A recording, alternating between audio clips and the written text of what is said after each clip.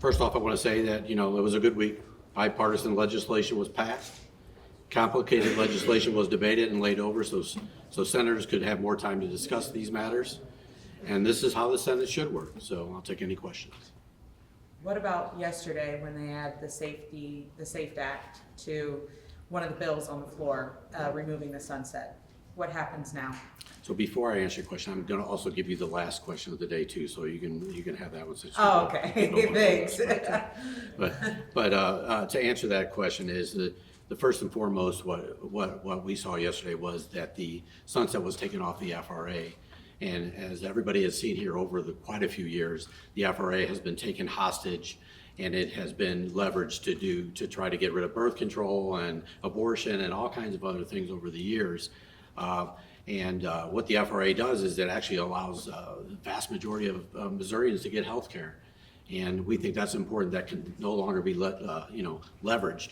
If that sunset is taken off, it's no longer on the table as something that can be taken away. So we think that's super important. As you know, that bill was laid over. So there'll be just discussions as we go forward and see how that plays out.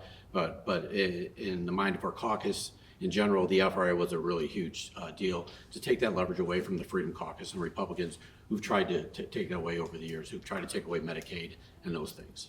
Is there any ill will between Senate Democrats and Senate Republicans after, the agreement was just a couple of years ago to put the sunset on that SAFE Act?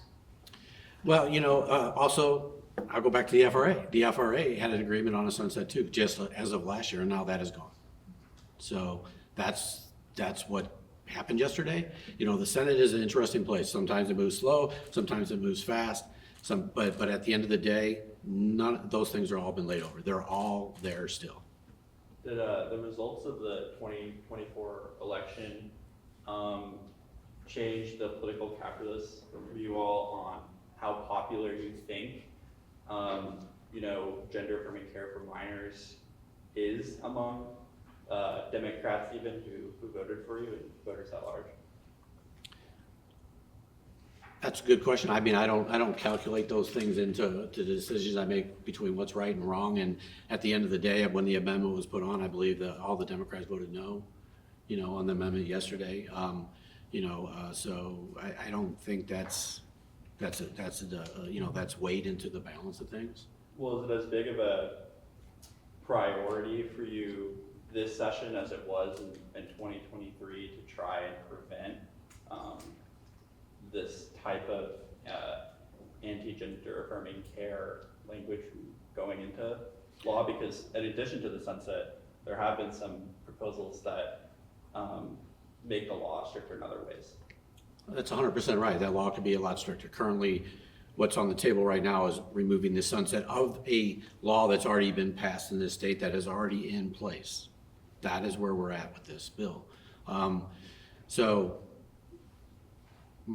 don't make the decision. So the thing I want to explain to you about the Senate is it's not like a top-down situation. Our senators have their individual power, and they're gonna talk and discuss these issues. And as we go forward, it's not like I make decisions for everyone. I don't. So I want to be clear about that. But what I will say is, the getting health care for Missourians is really a huge deal for us. And however that looks and plays out over whenever this happens again, I don't know. On the discussion on the underlying bill, obviously it was introduced just as a removal of the sunset. The SAFE Act amendment went on first without really much debate. It happened very quickly. And then down the line, there was eventually a Democratic filibuster. Why did Democrats then filibuster, later on the bill when initially it was moving very quickly? Well, and part of that was, we have some growing pains, and I'll just be honest, we have some new members, and they're not to be blamed or anything, but that's just kind of the way that things happen. That was completely happened spontaneously. The FRA part happened spontaneously, the other part happened spontaneously. It just happened. And sometimes, we have to, my position would be we have to be better prepared, and that's my job to help with that. And I'm having discussions with everybody as we go forward. But at the end of the day, we proud of all our members. They stood up and got the bill to be laid over at the end of the day. Why did you want the bill laid over then eventually if the underlying the FRA was something that you really wanted?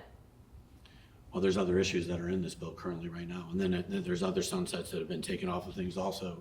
And also we have to weigh all these options. And again, we have to look at, we're 10 members, they're 24. There's things out there that I can't control. But what I can control is to make sure our senators are prepared and help them the best I can possibly help them. And as we go forward, we'll see how that plays out. On the utility bills that are on the floor, some unions are starting to come out and express support for them. Mhm. Does that change some of the democratic calculus in terms of, protecting consumers versus lots of jobs and all that? Well, I think there's a path where you can do both. So there's a path where there's a lot of jobs, and I think that helps protect consumers. There's a path at the end of the day, our Senator McCreary is very involved in those discussions. She's taken the lead on those discussions, and we're gonna back her to whatever that looks like, and to help her become successful and get the things that she believes should be in that bill. But again, this is something else that has not happened yet. I mean, the bills that were approved today were very, very minor bipartisan bills. I don't know if they may help some folks to some extent in Missouri, but they're not huge bills that are gonna be earth-shattering, changing of people's lives. People are still worried about the price of eggs, which keeps going up. Now the price of gas is going up. All these other things, those things are not being addressed, by the Republican super majority. So we're trying to work within those guidelines and do the best we can for our constituents and the people of Missouri. There was the hearing this week over the Amendment 3 related legislation. During those discussions, some Republicans continually brought up comparing how well Amendment 3 did in St. Louis, Kansas City, bigger cities compared to rural Missouri. Does that argument sort of signal to you that the IP debate is still kind of in the Capitol right now, and especially with the unified Senate Republican Party right now, is that something you're concerned about? Yeah, I'm sure there's all kinds of ideas out there. They're hypothetical. There's nothing right in front of me to look at this point. Time and time again, the Republicans try to take away the will of the voter. They don't like what they decide, and they try to take that away however they possibly can to keep power within the state. So when those things happen and come up, well, we can have better discussions on it. But right now, we're behind the voters. We try to support what the voters voted for. So thoughts on that HJR, then if it makes it through the House, going to the Senate, it pretty much overturns Amendment 3, allowing elections only in limited capacity versus what Amendment 3 does. Is that a hard line for Senate Democrats this year? Yeah, I think I just already stated that. Well, that's hypothetical IP, but this is a bill that is being heard in the We're going to House. uphold the will of the voters. What is that the same? Oh, did you have something more to add to that? Sorry. Hmm? Oh, I thought. Oh, okay, sorry. And then what about minimum wage? There's a lot of talks on. Will of the voters. But even so there's no changes to that you would be acceptable. I am not I personally, and I'm just going to speak for myself. I don't go check with our caucus every day and say, hey, check. But I'll tell you that for me is a red line. So.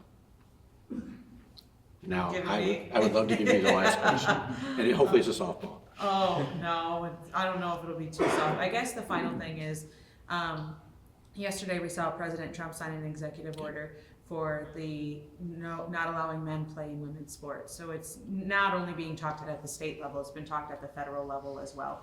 Can you just kind of talk about how that seems to be the priority this year for Republicans, and how you guys are playing defense on that topic all the time?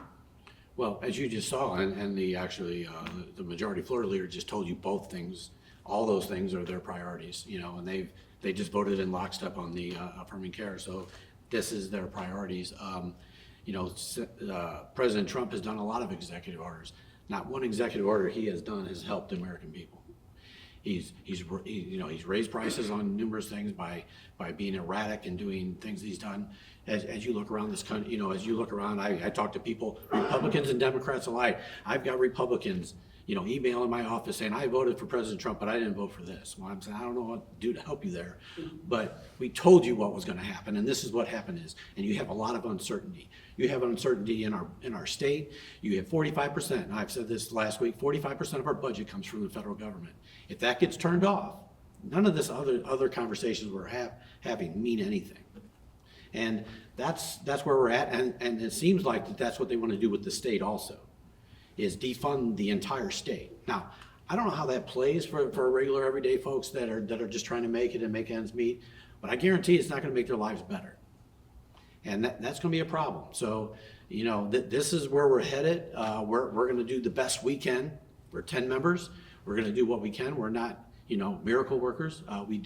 We're proud when we go home at night. We can, some of us can sleep, but you know, it's something we're gonna, you know, we'll deal with as the year goes on. This chamber is more conservative this year than it was last year, and you just heard that. You just saw what you saw there. You know, they actually gave up. The Freedom Caucus gave up the FRA, the thing that they've held hostage for numerous years. They gave that up yesterday.